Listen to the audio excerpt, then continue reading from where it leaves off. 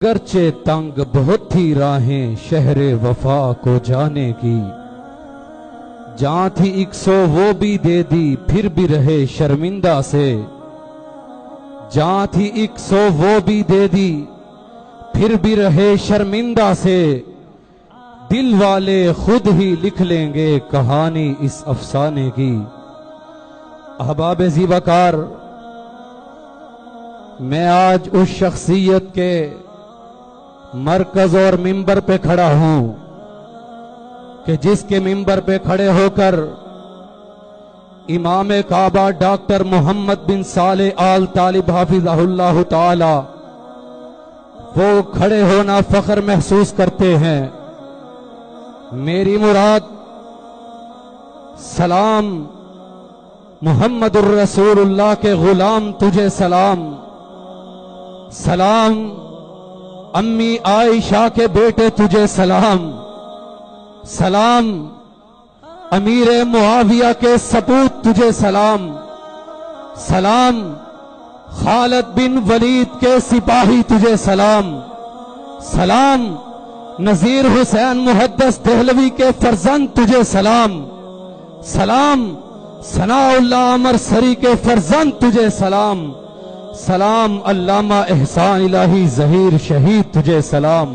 اس نے کہا لوگوں سن لو، اہل حدیث کسی کی بھیڑ بکری نہیں ہے، اہل حدیث وہ قوت اور وہ طاقت ہے کہ اگر اسے احساس ذوق پیدا ہو جائے، خدا کی قسم کائنات کے اندر بسنے والے سارے انسان مل کر بھی اہل حدیث کو ہرا نہیں سکتے ہیں۔ میاں نصر اللہ خان رحمہ اللہ نے کہا تھا، احسان الہی ظہیر سیاست کے اندر میں تجھے اپنا بیٹا مانتا ہوں۔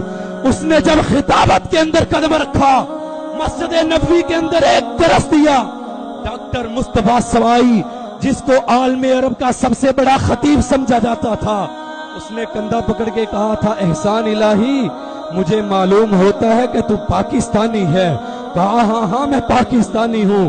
کہا پاکستانی ایسے ہی قابل ذوق ہوتے ہیں، اور ڈاکٹر مصطفیٰ سوائی نے جو الفاظ کہے رقم ہو گئے۔ کہا احسان الہی عالم عرب مجھے سب سے بڑا ہے، لیکن ڈاکٹر مصطفیٰ سوائی کہتا ہے کہ ڈاکٹر مصطفیٰ سوائی نہیں بلکہ احسان الہی ظہیر عرب و عجم کا سب سے بڑا خطیب ہے۔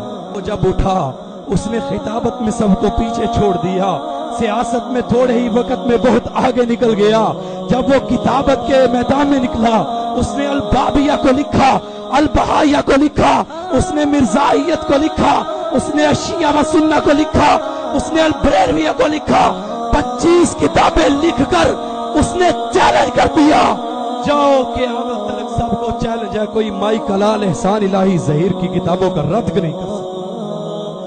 اور پھر مجھے وہ منظر بھی یاد ہے، آج بھی جب پڑھا جائے تو آنکھیں بھیگ جاتی ہیں۔ 23 مارچ 1987 وہ جب میرے گلشن کو اجاڑا گیا تھا، جب احسان الہی ظہیر کو ہم سے چھین لیا گیا تھا، جب حبیب الرحمن کے چہرے کے ٹکڑے ہو گئے تھے، اس کے جسم کی بوٹیاں ہو گئی تھیں، آج بھی وہ جب پڑھے تو منظر سامنے آ جاتا ہے۔ یوں کر کے دھماکہ ہوا، 10 فٹ اونچی علامہ شہید کی کرسی گئی، پھر نیچے گری۔ واہ کائے تجھے شہید ہوتے بھی خیال آیا تو کس کا آیا؟ لکھا ابو بکر قدوسی نے اپنی کتاب میں لکھا، انہوں نے لکھا کہ جب کرسی علامہ شہید کی گری، زخمی حالت میں علامہ شہید فرمانے لگے، مجھے چھوڑو باقی لوگوں کا دیکھو کیا حال ہے۔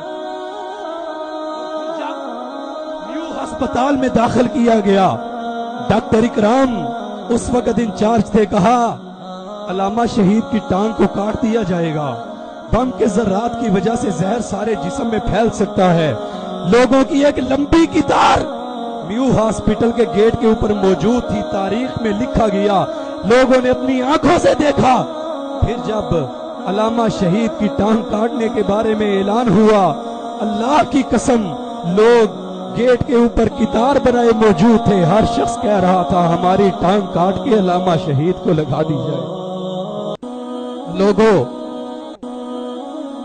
مومن ہے تو بے تیغ بھی لڑ، کافر ہے تو شمشیر پہ کرتا ہے بھروسہ۔ جاتے ہوئے بھی وہ مجھے تجھے ایک سبق دے کے گیا تھا. اس نے کہا تھا لوگوں لڑنا ہے حق کے لیے. تم لاکھ ہو تب بھی لڑو, تم ہزار ہو تب بھی لڑو, تم سینکڑوں کی تعداد میں ہو تب بھی لڑو. اگر تم ایک بھی رہ جاؤ تو لڑ. مومن ہے تو بے تیغ بھی لڑ. اگر تیرے ہاتھ میں اسلحہ ہے تو بھی لڑ. اگر تو خالی ہاتھ ہے تو بھی لڑ. کس لیے لڑ؟ ملک میں دہشت گردی کے لیے نہیں کہا تھا. اس نے کس لیے لڑنے کا کہا تھا؟ اس نے نہتے لوگوں پہ تلوار اٹھانے کا نہیں کہا تھا. اس نے کس لیے کہا تھا؟ لوگوں کو مارنے کو نہیں کہا تھا. کہا تھا لوگوں لڑنا ہے رب کے قرآن کے لیے, محمد الرسول اللہ کے فرمان کے لیے. اور پھر وہ اسی راہ میں لڑ گیا. اس نے اپنی جان کا نذرانہ دے دیا.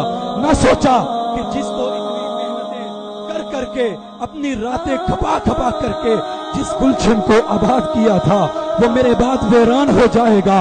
اس نے نہیں سوچا کہ میرے بعد 15 سال کا میرا بیٹا ابتسام ہے, اس کا کیا ہوگا. اس نے نہیں سوچا تھا کہ 5 سال کی بیٹی بھی ہے, وہ بابا کہہ کے کس کو پکارے گی. اس نے نہیں سوچا تھا. وہ لڑ گیا, جہاں سے گزر گیا رب کے قرآن کے لیے, محمد کے فرمان کے لیے, تیرے میرے سر کو فخر سے بلند کرنے کے لیے. اے شہیدو تمہارا یہ احسان ہے, آج ہم سر اٹھانے کے قابل ہوئے. سلام سلام احسان الہی ظہیر تجھے سلام. سلام حبیب الرحمن یزدانی تجھے سلام. سلام عبد الخالق قدوسی شہید تجھے سلام. سلام محمد خان نجیب تجھے سلام رحمہ اللہ تعالی. وما علی الا البلاغ.